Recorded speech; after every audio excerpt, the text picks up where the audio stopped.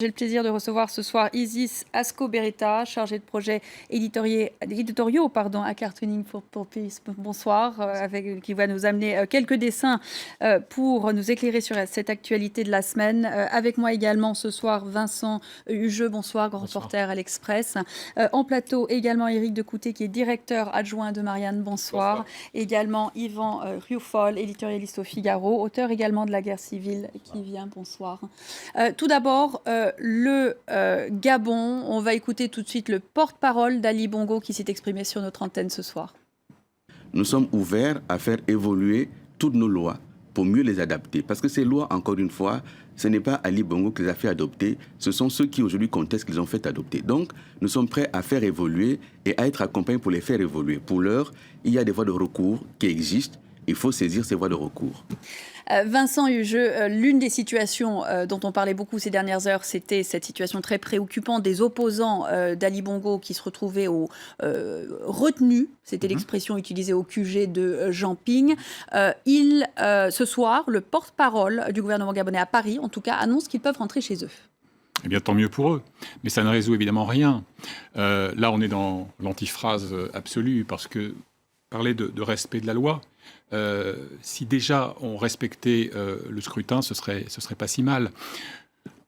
En une formule, pour tordre le cou à l'hypothèse absurde selon laquelle les résultats devraient être validés. Puisqu'on est dans une période de rentrée scolaire, on va poser un petit problème. Soit un pays d'1,8 million habitants, petit émirat pétrolier africain, 620 000 électeurs, 9 provinces. 8 provinces ont voté avec des résultats incontestés qui donnent au total une avance de 60 000 suffrages au challenger Jean Ping, qui est lui aussi, c'est vrai, un ancien cacique du régime de Papa Omar. Maintenant, la question posée à nos écoliers est la suivante. Comment faites-vous pour inverser le résultat ? La réponse est très simple. Eh bien, il suffit d'avoir une participation supérieure à 99,5% et de faire en sorte que le résultat proclamé accorde 95% au candidat choisi. C'est juste risible. Si ce n'est pas aussi tragique, on en ferait un sketch juste. Le taux d'abstention à l'échelle nationale est supérieur à 40%. Et par un prodige inexpliqué, il est inférieur à 1% dans cette province. C'est tout simplement grotesque. Donc après, on peut venir faire des opérations d'enfumage sur les plateaux parisiens ou ailleurs, mais évidemment, ce n'est pas la question du recours qui se pose. Car que vaudrait un recours par les voies légales, comme le veut la formule traditionnelle, devant un conseil constitutionnel parfaitement inféodé au régime ? C'est ça, l'opposition n'a aucune confiance en cette cour constitutionnelle, Éric Decoutet, et donc cette voie légale dont nous parlent les... Ce que dit Vincent, on voit bien que les dés sont jetés, c'est-à-dire que les choses sont faites. C'est ça ensuite qui est accablant.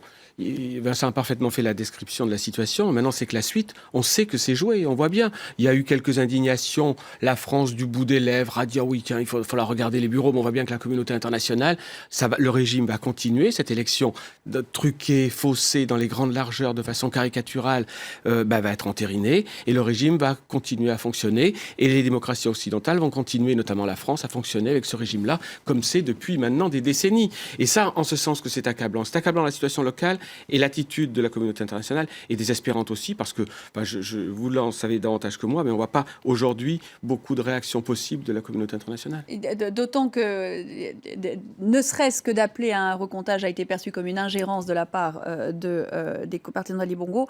Yvan Rioufol, ce n'est pas la première fois qu'une élection est truquée au Gabon. On imagine bien que jusque-là, ça a été le cas pour le père d'Ali Bongo. Pour Ali Bongo, l'élection de 2009 était également très contestée. Ce qui a peut-être changé, c'est que Ali Bongo a été un peu lâché par les soutiens dont pouvait bénéficier son père. C'est-à-dire qu'il y a... Moi, ce qui me choque terriblement, je ne suis pas un spécialiste de ceci, mais ce qui me choque terriblement, c'est de voir que la France, depuis toujours, puissance tutélaire, a cautionné cette simagrée, ce simulacre de démocratie dans ce pays-là et dans tous les autres pays francophones, ou quasiment tous. Et donc, cela nous interpelle, si je puis dire, sur la responsabilité que nous avons nous-mêmes à ne pas avoir pu imposer des règles démocratiques élémentaires Alors, je sais bien que le Parti socialiste aussi bourre les unes quand il s'agit de faire passer quelques sections du Nord, par exemple. Donc, l'exemple n'est peut-être pas très bien choisi. Mais en tout cas, sur le du point de vue... On y reviendra tout à l'heure, ne vous inquiétez pas. Du point de vue Il va en ramener, je ne vois pas où est le rapport. C'est-à-dire que le rapport de fraude, il peut être évident, en tout cas pour ces pratiques-là. Mais naturellement, c'est insupportable d'abord à cautionner. Et je ne vois pas d'autre moyen, en tout cas, qu'en effet, de faire d'abord de recompter les voix, de désigner une commission indépendante, et peut-être même de revoter dans ces cas-là. Parce que je voyais dans un journal du soir que je ne citerai pas que également son concurrent, lui aussi, a bourré les urnes, puisqu'il a dans un certain secteur, il fait 103% des voix. Des scores soviétiques également. Et donc, il y a des deux côtés. Alors, j'entends bien que d'un côté, ça semble plus évident que de l'autre, mais j'ai l'impression que cette corruption, en tout cas, cette manière très délicate qu'ils ont de vouloir se manipuler la démocratie empêche, en tout cas, toute crédibilité dans ces processus. Sur cette question du rôle de la France dans l'histoire des 50 dernières années du Gabon, Vincent Hugeux, Omar Bongo a été la création, finalement, de la France, l'a toujours été. La France est responsable de ce qui se passe aujourd'hui au Gabon. D'abord, Omar Bongo a été un militaire loyal de la République française. Son prédécesseur, premier président du Gabon formellement indépendant, Léon Mba, prête serment dans les locaux de l'ambassade du Gabon à Paris, ce qui est quand même d'un exotisme définitif. Ensuite, Jacques Foccart, le fameux marabout france-africain de la France gaulliste, présente le jeune Albert Bernard Bongo, c'était avant sa conversion à l'islam, à De Gaulle, qui dit, avec sa voix de stentor, « c'est un type bien ». Bon. Et donc, voilà pourquoi votre fille est muette et la démocratie y tout. Reprenons deux images récentes, plus récentes que ces vieux souvenirs. Vous avez en 1993 le père, Omar Bongo Ondimba, qui est lui-même bousculé lors d'une élection. Et tout ça va se terminer par une médiation qui se joue en partie à Paris. Pour dénouer le lien colonial, on peut trouver mieux. En 2009, plus près de nous donc, vous avez le marabout officieux de Nicolas Sarkozy, l'avocat Robert Bourgi, qui est un pilier de la France-Afrique à l'ancienne, qui adoube sur une radio périphérique, explicitement Ali Bongo comme étant l'incarnation de la continuité. Là, c'est un peu différent. Parce que ce qui s'est passé en 2009, c'est que les émeutes post-électorales ont été circonscrites pour l'essentiel à Port-Gentil, la deuxième ville du pays, le bastion pétrolier, une cité traditionnellement frondeuse vis-à-vis de Libreville. Et qu'est-ce qui était visé à l'époque? Des symboles de la présence française, à commencer par le consulat, qui avait été incendié. Là, on voit bien que la France fait profil bas. Mais au fond, qu'est-ce qui est le plus navrant dans cette histoire? Mettons-nous dans la tête 10 secondes d'un jeune Gabonais, d'une jeune Gabonaise. Quelle est l'alternative qu'on lui proposait? L'héritier à bout de souffle d'une dynastie exténuée contre quelqu'un qui, sur le tard, a traversé la rivière pour aller sur l'autre bord, notamment parce qu'il a été dépité par le peu de soutien qu'il avait obtenu, je parle de Jean Ping, lorsqu'il avait brigué un second mandat à la tête de la commission. Et je termine sur un autre point qui est encore plus tragique que ce que je viens de dire. C'est le côté totalement anachronique de cet épisode. On a eu deux images d'anachronisme en Afrique subsaharienne ces derniers mois. Ce putsch vintage à Ouagadougou, avec, à l'ancienne, années 70, un officier en treillis de combat qui vient annoncer solennellement un texte de grandiloquent. Mais là, la différence, c'est que ça n'a pas tenu. Oui. Et c'est ça la malédiction de l'Afrique centrale.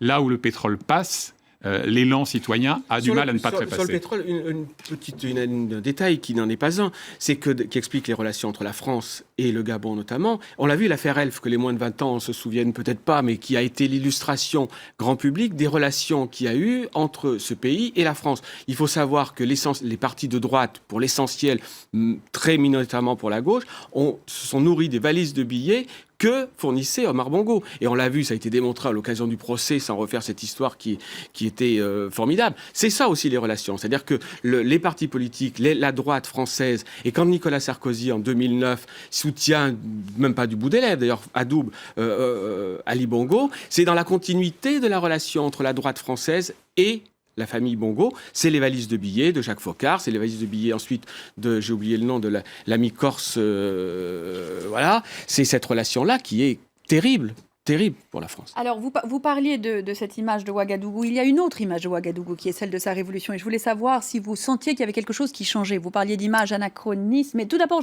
quelques images peut-être du Gabon. Oui. Qu'est-ce que vous avez, Isis? Alors, un premier dessin des CAM dessinatrices franco-camerounaises, un dessin publié dans la revue ivoirienne Gbiche. Donc ça, c'est pendant qu'on attendait les résultats de cette élection. Donc, dès la complexité du mariage gay en Afrique, donc on a d'un côté de l'écran Jean Ping qui dit « C'est moi le père du Gabon » et de l'autre côté Ali Bongo qui dit « Ce sera plutôt moi » et on voit l'enfant qui s'exclame « De papa, c'est compliqué » et un autre dessin toujours des CAM, dessinatrices franco-camerounaises. Donc là, on a les résultats, les Gabons divisés et donc on voit les drapeaux déchirés par ses deux mains et derrière on voit cette urne. Un autre dessin des Dio, un dessin publié dans Le Progrès social. Donc on voit un Ali Bongo nostalgique de son père, dont on parlait tout à l'heure, Omar Bongo, qui a été président pendant 41 ans. Et on voit qu'il s'exclame en regardant cette ville enflammée. Qu'aurait fait mon père à ma place? Et le colonel qui est à côté de lui liquidait Jean Ping avant l'élection. Alors, pour revenir à ces démocraties fragiles en Afrique et ces images un peu à l'ancienne d'une Afrique d'hier, est-ce que vous n'avez pas l'impression que la jeunesse africaine, surtout après cette révolution burkinabé, a soif d'autre chose, qu'il y a quand même quelque chose qui se passe en Afrique, une volonté, un désir d'autre chose? C'est pour ça que le grand écart s'apparente aujourd'hui à une déchirure musculaire, parce que il est abyssal entre les aspirations. Alors, d'une société civile qu'il ne faut pas d'ailleurs idolâtrer, parce qu'elle est parfois brouillonne, elle est parfois confuse, elle est parfois contradictoire. Mais enfin, quelle ineptie que ce discours qui voudrait que... ontologiquement, l'Afrique ne serait pas, pour reprendre une formule fameuse, mûre pour la démocratie.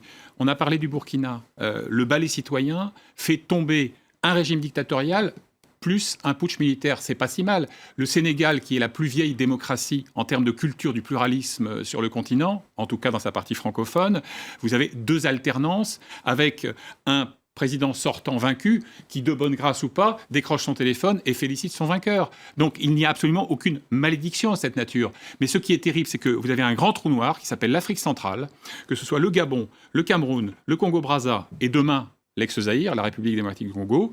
Vous avez des pratiques clientélistes de confiscation du pouvoir que jusqu'à maintenant, ces sociétés civiles ne sont pas encore vraiment parvenues à bousculer.